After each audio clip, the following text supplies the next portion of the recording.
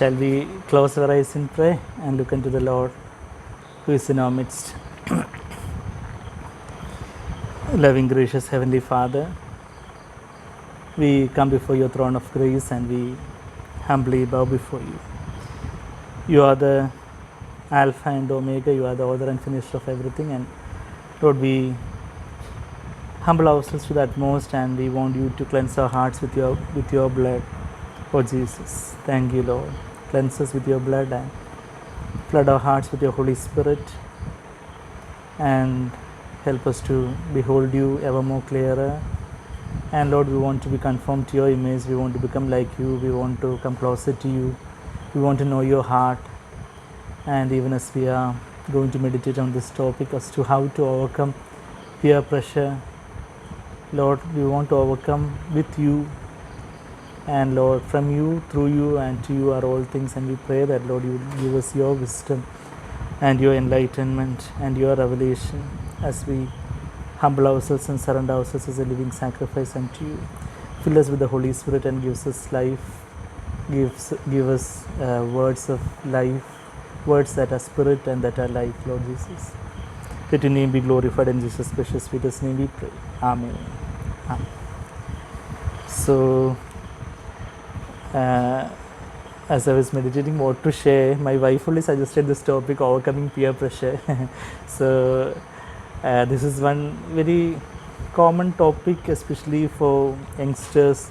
We want to consider not from a psychiatric or psychological perspective, but rather from a biblical perspective, and that would cover everything, because Bible, the Word of God, contains the real wisdom, the real treasures of wisdom. Jesus is the Word, and in Jesus are hidden all treasures of wisdom and knowledge. You know that verse, Colossians chapter 2 rather.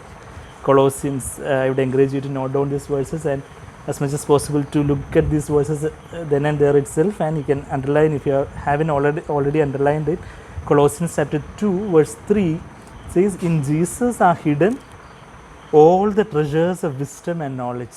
The real divine wisdom and real knowing of God is hidden in Jesus, and if we die to ourselves and humble ourselves, we will be able to be hidden with Christ and have the revelation of the hidden mysteries and knowledge of God. That is what the next chapter says. Colossians 2:3 says about, in Jesus are hidden all the treasures of wisdom and knowledge. And Colossians 3:3, the next chapter 3 verse 3 says, for you have died. That means you have died to yourself, and then your life is hidden with Christ beyond the veil in the most holy place in the spirit realm. Our life is hidden with Christ in God, and in Christ is hidden are all the wisdom and knowledge. And when we are hidden with Christ, we'll have the revelation of the wisdom and knowledge. Jesus says in Matthew 11:25, I praise your Father. Matthew 11:25, praise your Father, Lord of heaven and earth, that you have hidden these things from the wise and the intelligent and have revealed them unto babes. So in order to overcome any sin, especially peer pressure or whatever sin, actually we need, of course, actually people in the world also overcome peer pressure. They become assertive, and they can become assertive and say no, and they choose their way and all. Well, that is okay, but actually as far as we children of God are concerned, God has called us to become like Him. The real ultimate purpose of our life is to know the Lord and to become like Him more and more. Of course, as soon as we are born again, we start knowing Jesus in our spirit through the Holy Spirit. As soon as we repent of our sins and surrender our lives to Christ for the first time, the Holy Spirit, the blood of Christ cleanses our heart, cleanses our conscience. Conscience is a part of our spirit, and in our spirit comes the Holy Spirit, and the Holy Spirit reveals Jesus to us, and the Holy Spirit will reveal Christ to us more and more. John 16, John's Gospel chapter 16, there is this blessed verse about the ministry of the Holy Spirit. where it says that the Holy Spirit will take of me, Jesus says there, John's Gospel, chapter 16, verse 14. He will glorify me for, that is the Holy Spirit, the blessed comforter, the Spirit of truth, verse 13. And the Spirit of truth, that is the Holy Spirit, will glorify me, for he will take of me mine, that means take of Jesus' inner life, Jesus' real divine nature, and will disclose it to you. Disclose it to you. That means actually Jesus' inner life and divine beauty, we won't be able to see with our own cleverness and intelligence, but we need to have our inner eyes open to see Jesus, as we sing in that chorus, open my eyes, I want to see Jesus. The more we see Jesus, the more we would be conformed to his image rather than being conformed to the world. As the sister who started singing first referred to that verse in Romans 12:2. I was very encouraged to hear that. I myself was planning to share that verse, Romans 12:2, where it says, do not be conformed to this world, but be transformed by the renewing of your mind, so that you may know what is the perfect and good and acceptable will of God, Romans 12:2. So the world will try to squeeze us into the mold of this world, and the fashions and desires of this world, the systems of this world, the values of this world system. But so as we all know, what is actually this, basically this peer pressure? Peer pressure is that pressure from our peers and colleagues and friends to comply with their mold, to comply with their style, to comply with their way of thinking. The world has a way of thinking, and what is highly esteemed among men is abominable in the sight of God. Jesus himself said in Luke 16:15. Luke 16:15, Jesus says, what is highly esteemed among men is abominable in the sight of God. It is actually, so what is highly esteemed among men, that is the worldly pattern of thinking, and that is in God's eyes, actually it is abominable. It is something very detestable, and God will stay away, take a healthy distance, keep a healthy distance from those people for whom the world and the worldly things are very important. And what is this world actually about? What is really highly esteemed among men? John the Apostle says that, some of you at least would be familiar with that verse in 1 John chapter 2, 1 John chapter 2, verse 16. For all that is in the world, verse 15 onwards we will read 1 John, that is John's epistle, chapter 2, verse 15. Do not love the world, nor the things in the world. So do not love the world doesn't mean that do not love the people of the world. When we read in John 3:16, God so loved the world that he gave his only begotten son, that whosoever believes in him will not perish but have eternal life. That is God loved the people of the world, not the system of the world. So there the word world in John 3:16 denotes the people of the world. God so loved the people of the world. But here 1 John 2:15 says, do not love the world. That means not the people of the world. Of course, we need to love even our enemies, do good to those who hate us, pray for those who persecute us, and bless those who curse us. Luke 6:27-28. But do not love the world system. So do not love the world, nor the things in the world. If anyone loves the world, the love of the Father is not in him. There is something very mutually exclusive. If you are loving the world, then you don't have the love of the Father in you. And for all that is in the world, verse 16, the lust of the flesh, the lust of the eyes, and the boastful pride of life is not from the Father, but is from the world. So what is this world system? It is basically these three things: lust of the flesh, lust of the eyes, and boastful pride of life. Lust of the flesh is the sexual lust and sensual lust, and that which stimulates the senses, and the sexual lust and lusting with the eyes, and pornography, and the obscenities of this world, and even the substances that people are addicted to, alcohol and drugs, and many psychoactive substances they are addicted to. So those are all the lusts of the flesh. And even excessive drive for food. Food in proper quantity is good, but if it is gluttony, that is a sin. And even sleep in proper quantity is good. At least 7 to 8 hours of sleep we need every day, every night. But if it is we are indulging in sleep excessively, we are just like we read in Proverbs 6, if we are indulging in sleep excessively, even when we are supposed to work or study or do daily responsibilities, that that is sin. So that is the lust of the flesh. Then the lust of the eyes is actually so lust of the flesh denotes the pleasures of this world.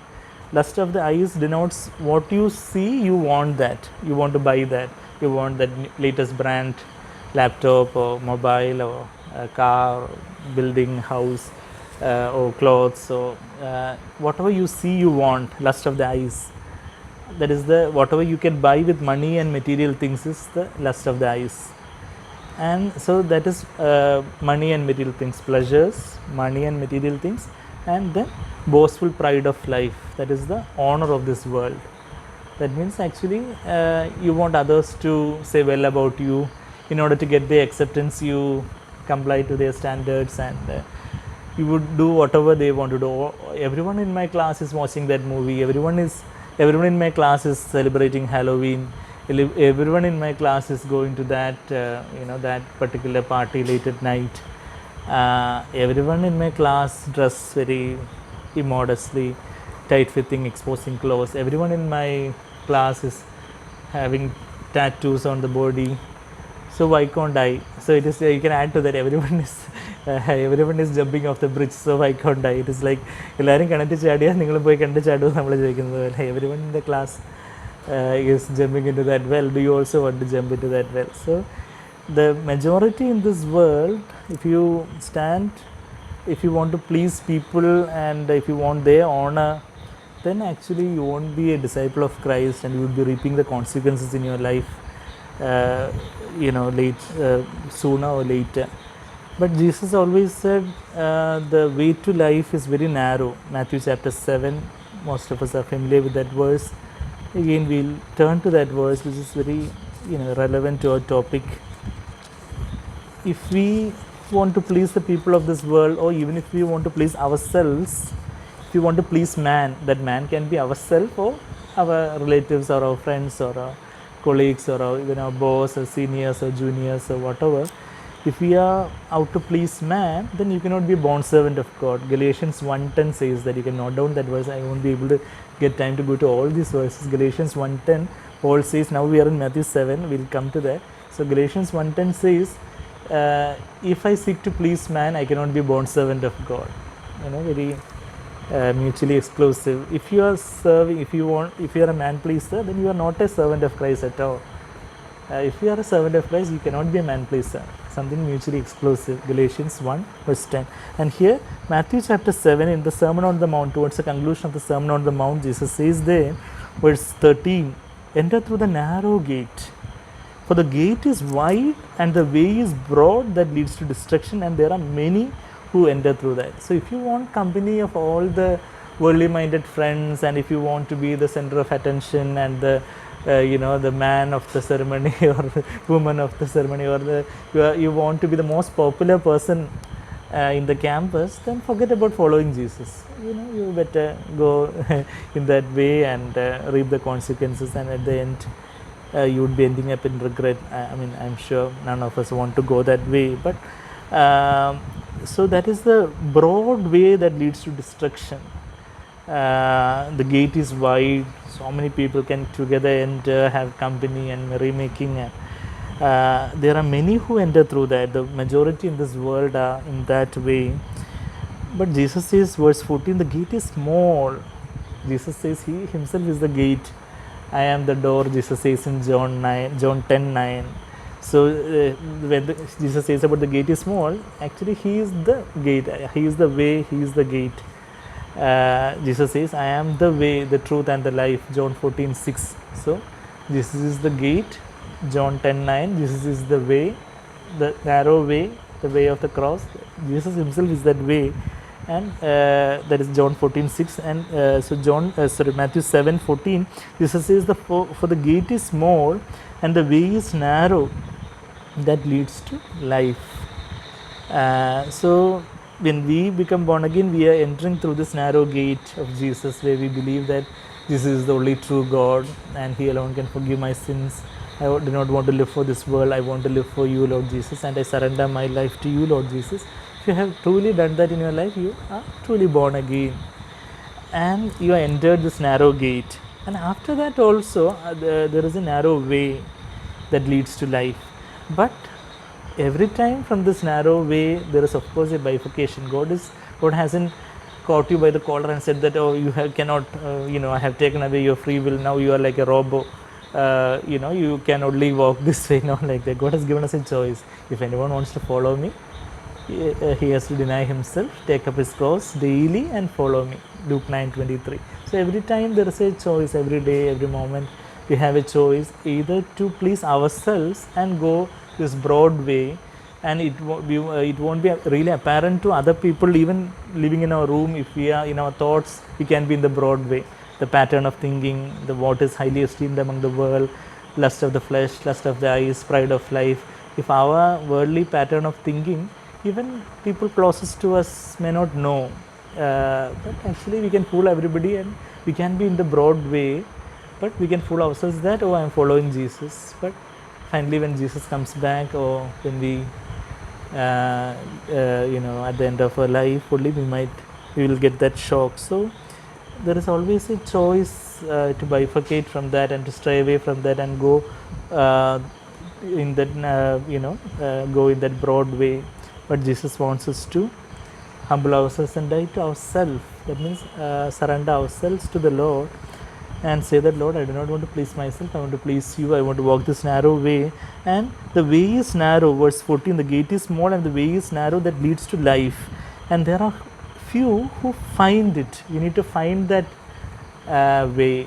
It is just like if you are going to the highway and there is a small by road and all. Of course, we need to, plan ahead, or somewhere near only that way we have to be. It is not a very big way with great decoration and very conspicuous and all. We need to find it. And Jesus says, only the humble can find grace. It is like, there is this verse in Hebrew. Here we read that only few can find life. That word "find" is "heurisco" in Greek. So I was seeing where all the similar "heurisco" is used, and some portions where the same word "heurisco" is used is, one is Matthew 11:29, where Jesus says, "Take my yoke upon you and learn from me, for I am gentle and humble in heart, and you shall find rest for your souls." That "find," that also "heurisco." And again, Hebrews, if you turn to Hebrews 4:16, there also this "heurisco" word is used over there. There we read about the high priest Jesus, the high priest who can sympathize with our weaknesses. Hebrews chapter 4. There we read that for we do not, verse 15, Hebrews 4:15, for we do not have a high priest who cannot sympathize with the weaknesses. Double negatives. That means we have a high priest who can sympathize with the weaknesses, but the one who has been tempted, Jesus is the one who has been tempted in all things as we are, yet without sin. And verse 16 says, therefore, let us draw near when we are tempted. What should we do? We have to, it says about temptation, one who was tempted in all points as we are, verse 15. So when we are tempted, we can draw near with confidence, verse 16, to the throne of grace, where Jesus is seated, the heavenly throne, so that we may receive mercy and find grace, that "heurisco." We need to find grace, we need to find life, we need to find rest for our souls, that we may find grace to help in time of need. That means actually it is a narrow way, and we need to find it. Only the humble will be able to find it. If we humble ourselves, humble ourselves like little baby, then the Lord will reveal to us, the Holy Spirit will reveal to us how Jesus would have reacted in this situation. Of course, we need to, when people are telling us or indirectly wanting us to say or behave or dress or do things in a certain way, We need to ask, will I have fellowship with Jesus if I do this, if I say like that, if I go along with that? Will Jesus be able to have fellowship with me? Will Jesus be able to sit together with me in that company? Or will Jesus be grieved? We need to humble ourselves and seek the Lord, and the Holy Spirit will reveal Jesus to us. And when Jesus is with us, actually we are the majority. Even if the whole campus is on the other side, if Jesus is on us with our side, I alone are there. I'm there, and Jesus is with me, and the whole campus, thousands of people, or whatever, 10,000s of people are there on the other side. If Jesus is with me, I am the majority. So, that is this, when I think about peer pressure, one blessed example that I heard from Brother Zach Punan many years ago, many decades ago, I heard in one of his sermons, Acts 2:25. Acts 2:25 is a blessed verse about how Jesus lived on this earth. There, Peter the apostle is speaking, sharing the word of God on the day of Pentecost, and so Peter wanted to introduce Jesus to this Jewish crowd for the first time. The Holy Spirit has just been poured out upon them. Acts 2 onwards, the Holy Spirit being poured out upon them, and Peter stood up and said, "What is this? The Joel's prophecy and all." He says from verse 17. Then he wants to introduce this man Jesus whom you crucified, verse 23, and then among all the prophecies about Jesus in the Old Testament, the Holy Spirit inspired Peter to pick up this particular prophecy about Jesus in the Messianic Psalm 16, verse 8 is quoted by Peter in verse 25. And Peter, one of Jesus' closest disciples, is one who has closely walked with Jesus those 3.5 years of ministry. The Holy Spirit is enlightening how Jesus walked on this earth. Verse 25, I saw the Lord, for David says of him, verse 25, Acts 2:25, and this is the key to overcome peer pressure, we can say. Amen. As a young man, I have been very encouraged and by this verse. I remember when I was doing MBBS, there was hardly any believer among the boys, in our batch. I was the only believer among the boys. Among the girls, 1 or 2 believers were there, because among my juniors, there were many boy believers. I know we had good hostel fellowship, but in my batch, actually, I was the only boy who was a believer. And of course, you can infer I didn't have much company. Many a time, actually, I have, of course, they were good, well-behaved friends for me. But actually, they were one of whom was very anti-Christian. He didn't like Christ at all. But still, actually, because we used to be good friends and all. But what I'm saying is that, but many a time, of course, this path of Christian life is a very lonely path. There won't be much company and all. But actually, it is one thing is sure, we will have the company of Jesus. If you want the company of all the worldly people, you can go along the Broadway and destroy yourself, or you will be having eternal loss. When you stand at the judgment seat of Christ, you will be shocked and will be having much regret. But actually, if you long for the company of Jesus, if you want Jesus to be your real best friend, not just in words, but in reality, to have Jesus as your real best friend, then actually you may not have much worldly company, but you will be the happiest person in your batch with Jesus on your side. And that is how Jesus walked on this earth. Verse 25, David says about Jesus, the Messiah. Psalm 16 is a messianic psalm, it's a prophecy about Jesus. And verse Psalm 16:8 is quoted in Acts 2:25. Jesus was saying in that psalm, I saw the Lord. That means I saw my Father always in my presence, for he is at my right hand, so that I will not be shaken. I was always beholding the Father in my presence, because he is at my right hand, I will not be shaken. So when Jesus walked on this earth as a young man, Nazareth had the bad reputation, such a bad reputation that Nathaniel is asking towards the end of John 1, will any good thing come from Nazareth? So such a wicked village would have been Nazareth. So Jesus as a young boy was growing in that village, and of course, he was tempted in all points as we are. That is what we read in Hebrews 4:15. He is such a blessed forerunner, example for us. And of course, he would have been pressurized in various ways. He would have been bullied, or he would have been called names, and he would have been pressurized to do many things. But actually, the Father, Jesus, always humbled himself totally and received the power of the Holy Spirit beyond measure.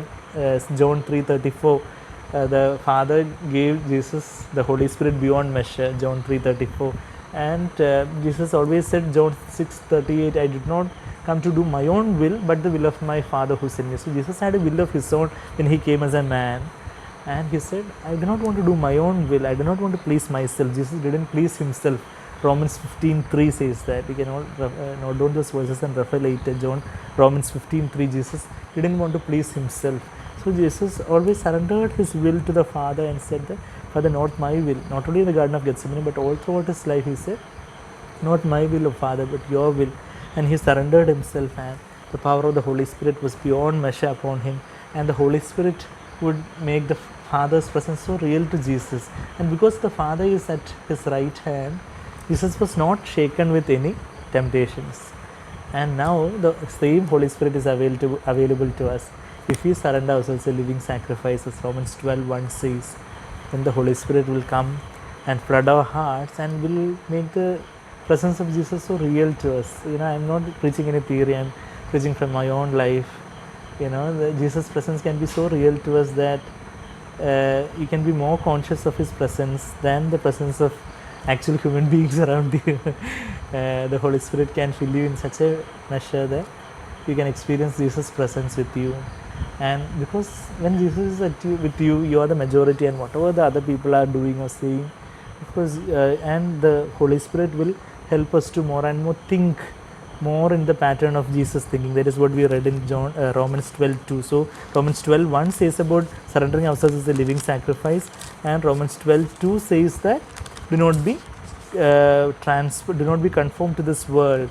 Romans 8:29 says that we have been predestined to be conformed to Jesus' image, and Romans 12:2 says that do not be conformed to the image. So rather than being conformed to the world, but we need to be conformed to Jesus' image. How? By be transformed, be transfigured. That is that word. Metamorphosis is that word used over there in Greek. Just like the caterpillar and pupa will metamorphose. The morphos is form. Metam is an article. So metamorphose means actually the same word that is used in the Mount of Transfiguration in Matthew 17. The same Greek word is used over here as well as in 2 Corinthians 3:18. We in our spirit there is a metamorphosis. We become more like Christ when we surrender in whatever temptations that we are going through, whatever trials. We humble ourselves and surrender ourselves as a living sacrifice, as we read in verse 1, Romans 12:1.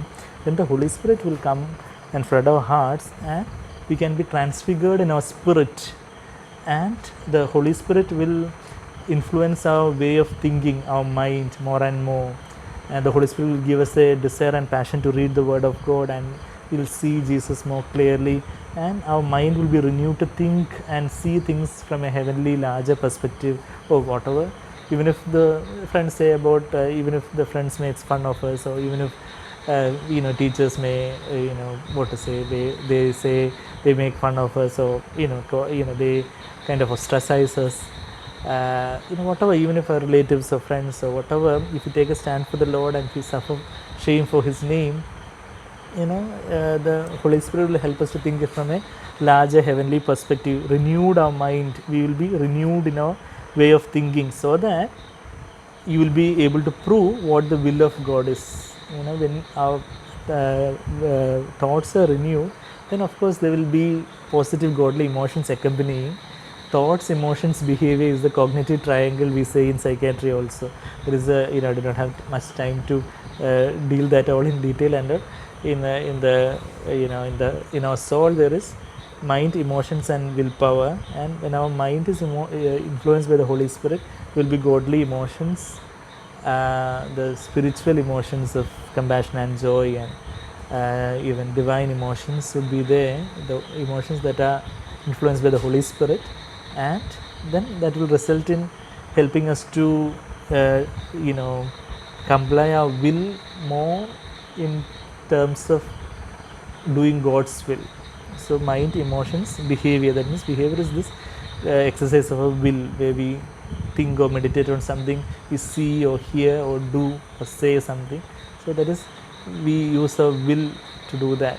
So we'll be able to prove the perfect will of God. We will be able to prove what the will of God is, that which is good and acceptable and perfect.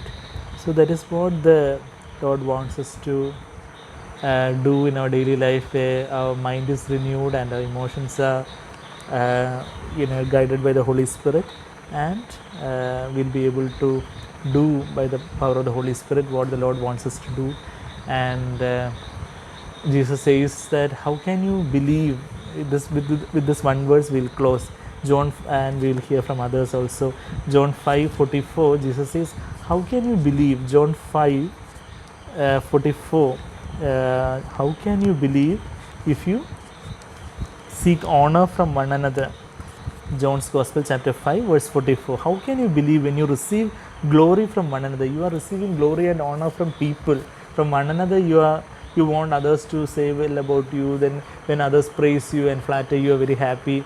When others say something bad about you, when you hear some, even some gossip or something about you, even you are very deflated, you are very sad and very dejected.